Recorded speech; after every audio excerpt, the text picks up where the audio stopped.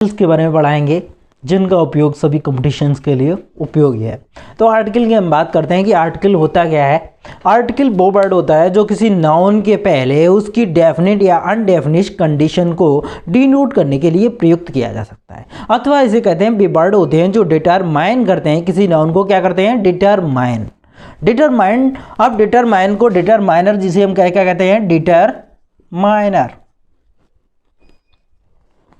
Determiner कहते हैं। अर्थात वे आर्टिकल वे शब्द होते हैं जो किसी नाउन को डेफिनेट या इनडेफिनेट उसकी कंडीशन के बारे में बताते हैं। तो इनके टू काइंड्स होते हैं। फर्स्ट होता है इनडेफिनेट, सेकंड इसका डेफिनेट आर्टिकल। अब बात करते हैं इनडेफिनेट। जो इनडेफिनेट आर्टिकल्स होते हैं वो कौन कौन से होते हैं? इनडेफिनेट आर्टिकल क्या होता है? बात करते हैं। इनडेफिनेट आर्टिकल वो होता है जो किसी वर्ड की इनडेफिनेट कंडीशन के बारे में बताता है। कौन सी condition? Indefinite condition. Indefinite condition means जो किसी नाउन के बारे में ये बताता है उसका वर्णन पहले नहीं हुआ है, उसके बारे में कोई एग्जैक्ट नॉलेज नहीं है, उसके बारे में कोई हमें पहले प्रीवियस नॉलेज नहीं है, तो उनका प्रयोग इनडेफिनेट आर्टिकल का, उन वर्ड के पहले किस आर्टिकल का प्रयोग किया जाता है? इनडेफिनेट आर्टिकल का। इनडेफिनेट आर्टिकल कौन कौन से होते हैं? इनडेफिनेट आर्टिकल होते हैं a and an. Indefinite article two होते हैं ए और a, a and an. Definite article कौन से होते हैं? डेफिनेट आर्टिकल भी वर्ड्स होते हैं जो किसी नाउन से पहले प्रयोग किए जाते हैं, परंतु उस नाउन से पहले प्रयोग किए जाते हैं जिसकी या तो पहले व्याख्या की जा चुकी हो, या पहले उसके बारे में बताया जा चुका हो, या उसकी एक निश्चितता हो। तो डेफिनेट आर्टिकल क्या? डेफिनेट आर्टिकल है द। अब इसको एग्जाम्पल से समझ लेते हैं। जैसे आई साए boy.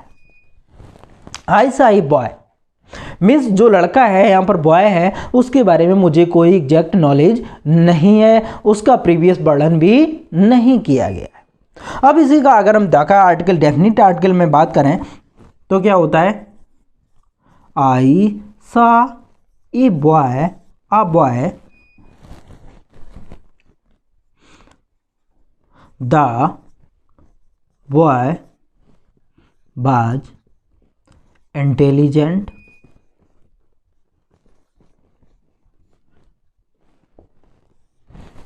I saw a boy, the boy was intelligent। मैंने एक लड़का देखा, वही लड़का was intelligent यानी वही लड़का बुद्धिमान था। अब जो पहले वाक्य में जिसका वर्णन किया गया आ बॉय मीन्स इसमें यहाँ ये डिनोट कर रहा है, क्या डिनोट कर रहा है? कि बॉय के बारे में कोई हमें प्रीवियस नॉलेज नहीं थी, और द बॉय के बारे में बताया गया है कि जिसका प्रीवियस व्याख्या की जा चुकी है, पहले उसका उपयोग बात हो चुकी है, उसी के बारे में बात की जा रही है, यानी वही लड़का।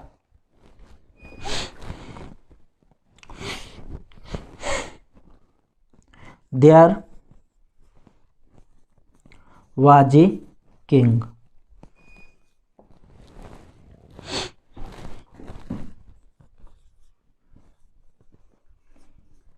The house in which I am living. There was a king means एक राजा जिसके बारे में कोई हमें प्रीवियस नॉलेज नहीं है, उसके बारे में कुछ भी डेफिनेट नहीं है, इनडेफिनेट है, इसलिए हम उसके पहले एक आ का प्रयोग करेंगे। The house in which I am living, अर्थात उसी घर के बाद हम बात करते हैं जिसके बारे में मुझे पहले पता है, प्रीवियस नॉलेज है, अर्थात जो एक निश्चित है। तो डेफिनेट आर्टिकल का प्रयोग किसके पहले होता है? जो निश्चित हो, जिसकी पूर्व विवेचना की जा चुकी हो, जिसका पहले वर्णन किया जा चुका हो, जिसकी पहले जानकारी दी जा चुकी हो, या मुझे जानकारी पहले से हो। जो इनडेफिनेट आर्टिकल होते हैं उनका बारे में, उन इनडेफिनेट आर्टिकल्स होते हैं उनका प्रयोग उन वर्ड से पहले होता है जिनका हमें कोई भी नॉलेज, प्रीवियस नॉलेज ना होती हो, उन्हें हम कहते हैं indefinite article.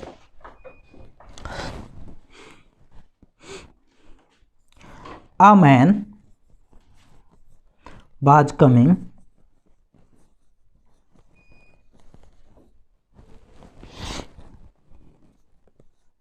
in my house.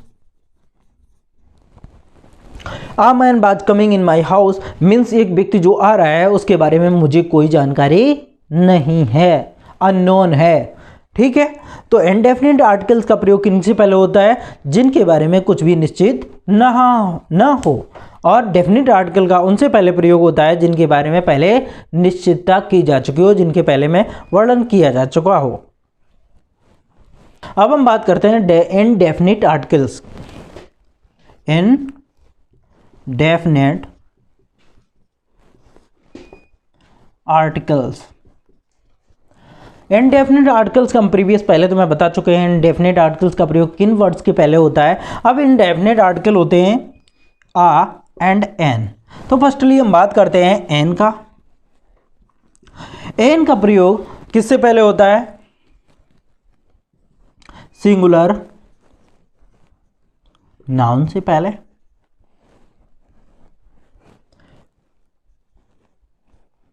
किससे पहले होता है? सिंगुलर नाउन से पहले। ठीक है, अगर कोई नाउन सिंगुलर होता है तो उससे पहले किसका प्रयोग होता है? एन का प्रयोग होता है। जैसे an apple, an orange, an ink pot, an emperor,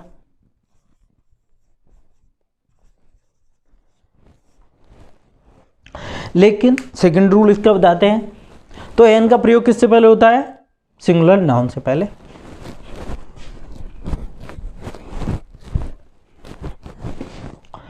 secondly इसकी बात करते हैं कि सेकंड रूल इसकी कंडीशन क्या होती है।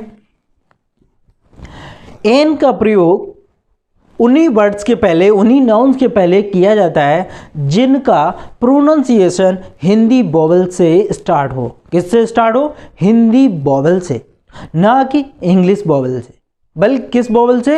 हिंदी वोवेल से स्टार्ट हो, जिनका pronunciation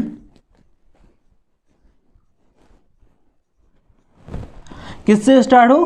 Hindi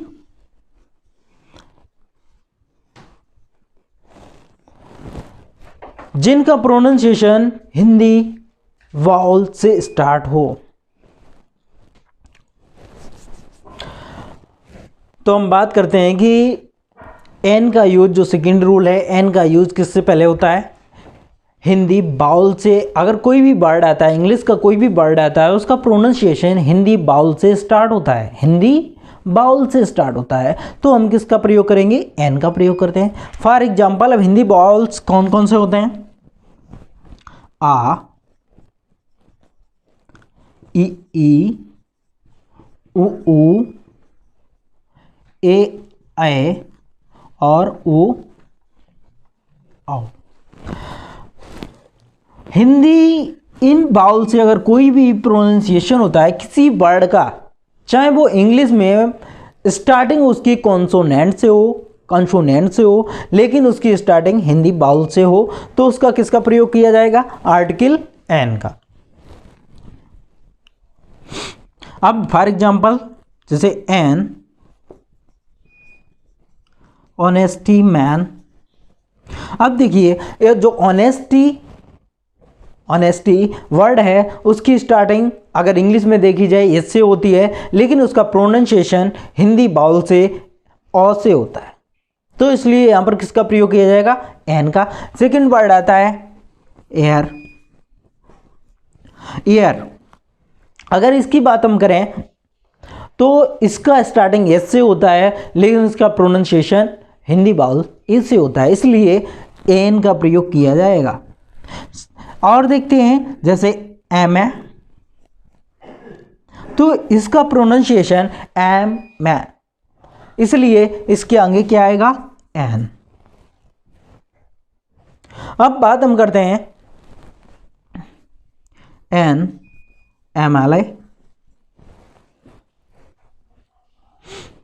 N emperor,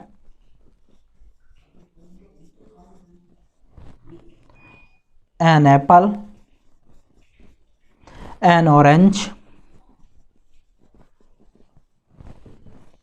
N ink pot, an Indian,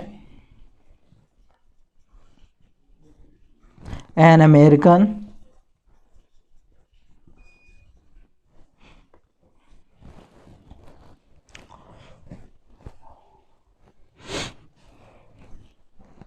an engineer,